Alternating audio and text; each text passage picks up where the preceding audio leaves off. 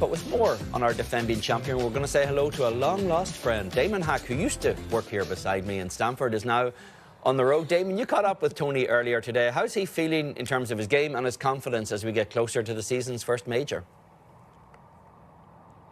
Eamon, George, I miss you both. It's great to be with you. I did speak to Tony just a few minutes ago, feeling very good about his game, feeling very good about being back here at Memorial Park, where he had that 4-shot victory over Tyson Alexander with 4 rounds in the 60s. But this is not your typical title defense. That win came 16 months ago in the final wraparound season on the PGA Tour. So I asked Tony, what's it like defending a title 16 months later?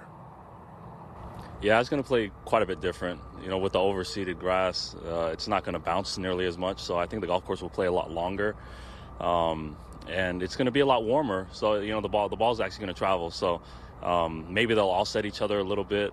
But overall, I think the golf course is going to play soft, and which is quite different than how it played in November. How might it be different from a driving perspective? Yeah, I actually think the fairways might be a little easier to hit because it is, you know, the grass is longer this time of year, so you'll be able to hold the fairways, I think, a little easier. I do remember having my best driving week back in November when I won, so looking for a lot of the same this week. How about your season so far to date? Some strong finishes out west, but maybe not so strong on the Florida swing. How would you assess your season so far? Yeah, you know, I've been working hard. You know, I haven't got the results out of the season I think that I feel like I would have liked, especially leading into major championship months. But the work continues. It's always a work in progress. I know I'm always one thought, one swing away from a spark, and that's just a funny game that we play. You know, you walk that fine line of not getting the results, and then all of a sudden you play well for, you know, a couple months straight. So looking to maybe spark something in the game this week for sure. Speaking of spark, it seems like the best players in the world, like yourself, it's usually with the putter, in a conversation with Scotty Scheffler or Rory McIlroy or yourself. Where are you with that club in particular?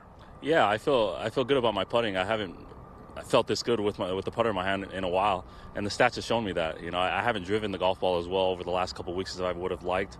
So this week I'm looking again to change that. It's a golf course where I've had my most success with the driver the last time I was here. So that's the combo I'm looking for. Great driving week and holding some putts, and I think some good things will happen. You mentioned it a couple of weeks before the first major championship of the year, a major you performed very well and historically. What do you want to get out of your game this week heading into the Masters? Yeah, I'd like to get a good result, you know, at the end of the day. You know, I think I haven't, again, gotten out of my game what I feel like I can, especially with the work that I've been putting in. So I'd like to have a nice result this week. A title defense would be incredible, as some great confidence going into a major championship, one that I absolutely love.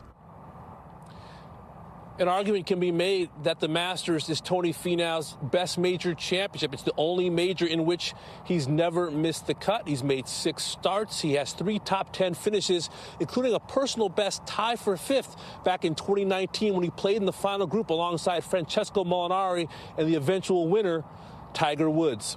Now, speaking of Masters champions, the 2022 champ and world number 1, Scotty Scheffler, has arrived, teed off for his practice round about a half hour ago, playing alongside Nick Dunlap, of course, who won as an amateur at the Amex. I spoke to Scotty Scheffler on Sunday night after he went back-to-back at the Players, and I was teasing him. I said, what are you going to do now? You've won Bay Hill, and you've won the Arnold Palmer Invitational and the Players. And he goes, I'm going to go home to sleep. Well, the rest time is over. He is back here at Memorial Park, a place he has played very well historically, finished tied for 9th back in 2022, and also shot 62 back in 2021. So it's back to work for Scotty Scheffler as he tries to win for the 3rd time in 3 starts, gentlemen.